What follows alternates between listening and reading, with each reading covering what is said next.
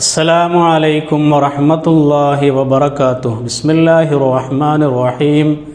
അല്ലാഹുമ്മ സ്വല്ലി അലാ സയ്യിദിനാ മുഹമ്മദ് വഅലാ ആലി സയ്യിദിനാ മുഹമ്മദ്. പ്രിയപ്പെട്ട സുഹൃത്തുക്കളെ, ഒരുപാട് ടെൻഷൻ അടിച്ചുകൊണ്ട് പ്രയാസപ്പെട്ടുകൊണ്ട് ജീവിക്കുന്ന ഒരുപാട് ആളുകൾ നമ്മുടെ കൂട്ടത്തിലുണ്ട്. ഒരുപക്ഷെ എൻ്റെ ഈ വീഡിയോ കാണുന്ന നിങ്ങളിൽ പലരും പല വിഷമങ്ങളും ഉള്ളിലൊതുക്കിക്കൊണ്ട്, പല പ്രയാസങ്ങളും ഉള്ളിലൊതുക്കിക്കൊണ്ട് ടെൻഷൻ അടിച്ചുകൊണ്ട് നടക്കുന്നവരായിരിക്കും. സത്യത്തിൽ നമ്മളൊന്ന് ചിന്തിച്ചു നോക്കിയാൽ നമ്മുടെ ജീവിതത്തിൻ്റെ ഓരോ ദിവസങ്ങളും നമുക്ക് വിലപ്പെട്ടതാണ്. ഈ വിലപ്പെട്ട ഓരോ ദിവസങ്ങളും ഓരോ സമയങ്ങളും ആവശ്യമില്ലാത്ത പല കാര്യങ്ങൾക്കുമാണ് നമ്മൾ ടെൻഷൻ അടിച്ചുകൊണ്ടിരിക്കുന്നത്. നമ്മളൊന്ന് ചിന്തിച്ചു നോക്കിയാൽ മതി. പല ആളുകളും ടെൻഷൻ അടിക്കുന്നത്, നമ്മളൊക്കെ ടെൻഷൻ അടിക്കുന്നത് മിക്ക കാര്യങ്ങളും ഭാവിയെക്കുറിച്ച് ആലോചിച്ചുകൊണ്ടാണ്. ഭാവിയിൽ സംഭവിച്ചേക്കാൻ സാധ്യതയുള്ള പല കാര്യങ്ങളും ആലോചിച്ചുകൊണ്ടാണ് നമ്മളൊക്കെ പല കാര്യങ്ങളിലും ടെൻഷൻ അടിക്കുന്നത്. ഒരു പക്ഷേ ഭാവിയിൽ ആ കാര്യം നമ്മൾ ഉദ്ദേശിച്ച പോലെ ആകില്ല സംഭവിക്കുന്നത്. ചിലപ്പോൾ നമ്മൾ ഉദ്ദേശിക്കാത്ത രീതിയിൽ ആ കാര്യം സോൾവ് ആകും. പക്ഷെ എന്നാലും നമുക്ക് ഇപ്പോഴേ ടെൻഷനാണ്.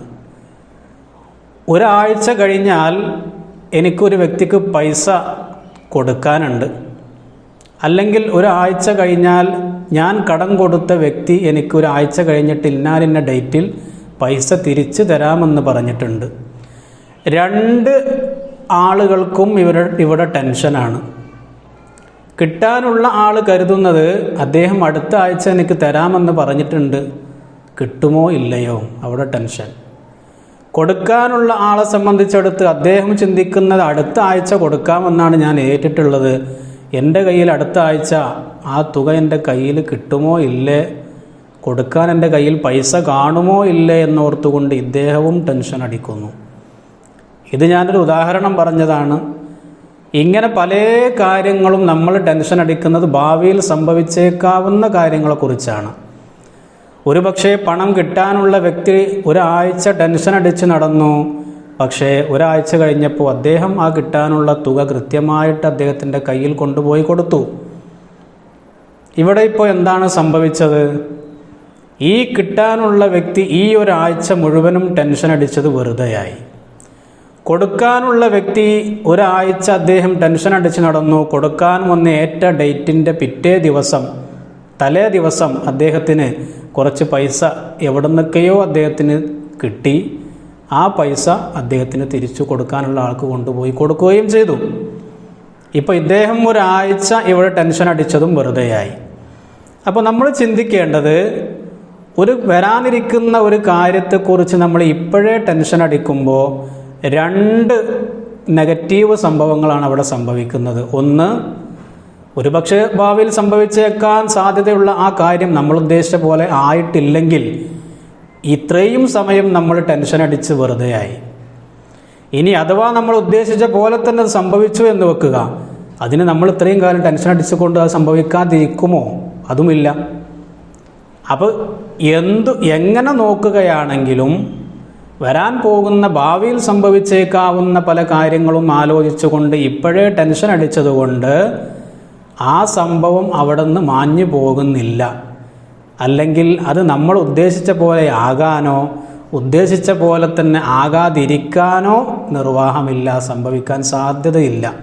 കാരണം വരാൻ പോകുന്ന കാര്യങ്ങളൊന്നും നമ്മുടെ കയ്യിലല്ല. എല്ലാം അള്ളാഹുവിൻ അവിടെ നിശ്ചയിച്ച് തീരുമാനിച്ച് വെച്ച കാര്യമാണ്. അതതുപോലെ തന്നെ സംഭവിക്കും എന്ന് വെച്ച് ഭാവിയിൽ സംഭവിച്ചേക്കാവുന്ന ഒരു കാര്യം അത് എങ്ങനെങ്കിലൊക്കെ സംഭവിക്കട്ടെ എന്ന് കരുതി നമ്മൾ ഒരിക്കലും വെറുതെ ഇരിക്കാനും പാടില്ല. ഒരാൾക്ക് കുറച്ച് പൈസ കൊടുക്കാനുണ്ടെങ്കിൽ ഒരാഴ്ച കഴിഞ്ഞിട്ടാണ് ഞാനത് ഏറ്റിട്ടുള്ളത് എങ്കിൽ ആ ഒരാഴ്ച സമയം കൊണ്ട് അദ്ദേഹം പരമാവധി ആ പൈസ എവിടെന്നെങ്കിലും സംഘടിപ്പിക്കാനുള്ള ഒരു ശ്രമം അദ്ദേഹത്തിൻ്റെ ഭാഗത്ത് നിന്ന് ഉണ്ടായിരിക്കണം. അല്ലാതെ അള്ളാഹു ഉദ്ദേശിച്ചത് നടക്കൂ, അള്ളാഹു നടപ്പാക്കിയിട്ടുണ്ട്, ആ ഒരു തീരുമാനം പോലെയേ സംഭവിക്കൂ എന്ന് കരുതിക്കൊണ്ട് നമ്മൾ നടന്നതുകൊണ്ടും പ്രയോജനമില്ല. ഏതായിരുന്നാലും അപ്പോൾ ഞാനിവിടെ പറഞ്ഞു കൊണ്ടുവരുന്നത്, പല കാര്യങ്ങളിലും നമ്മൾ ടെൻഷൻ അടിക്കുന്നത് ഭാവിയെക്കുറിച്ച് ആലോചിച്ചുകൊണ്ടാണ്. പലപ്പോഴും നമ്മൾ പല സ്ഥലങ്ങളിൽ നിന്ന് കേൾക്കാറുള്ള ഒരു കാര്യമാണ്, കഴിഞ്ഞു പോയതിനെക്കുറിച്ച് നിങ്ങൾ ആലോചിച്ച് ടെൻഷൻ അടിച്ചിട്ട് കാര്യമില്ല, കാരണം അത് കഴിഞ്ഞു പോയി. ഇനി അതിൽ കഴിഞ്ഞു പോയ ഒരു കാര്യത്തിൽ മാറ്റം വരുത്താൻ നമുക്ക് കഴിയില്ല. നമ്മളൊരു വ്യക്തിയോട് എന്തെങ്കിലും ഒരു അനിഷ്ടകരമായ ഒരു കാര്യം നമ്മൾ പറഞ്ഞു, അദ്ദേഹത്തിന് ഇഷ്ടപ്പെടാത്തൊരു കാര്യം അദ്ദേഹത്തോട് പറഞ്ഞു കഴിഞ്ഞതിന് ശേഷമാണ് നമ്മൾ ആലോചിച്ചത് അദ്ദേഹത്തിനോട് അങ്ങനെ പറയാൻ പാടില്ലായിരുന്നു, അദ്ദേഹത്തിനത് വിഷമമായിട്ടുണ്ടാകുമോ എന്ന് ഇദ്ദേഹത്തിന് പിന്നീട് ടെൻഷൻ. ഇനി നമുക്കത് മാറ്റാൻ പറ്റുമോ? ഇല്ല. ഇനി വരാനിരിക്കുന്ന ഒരു കാര്യത്തെക്കുറിച്ച് നമ്മൾ ആലോചിച്ചിട്ടും കാര്യമില്ല, ആലോചിച്ച് ടെൻഷൻ അടിച്ചതുകൊണ്ടും കാര്യമില്ല. കാരണം അത് ഭാവിയിലെ കാര്യമാണ്, അതെന്താകുമെന്ന് എനിക്കോ നിങ്ങൾക്കോ ആർക്കും പറയാൻ പറ്റില്ല. അതുകൊണ്ട് തന്നെ നമ്മൾ ജീവിക്കുന്നത് പ്രസൻറ്റിലാണ്.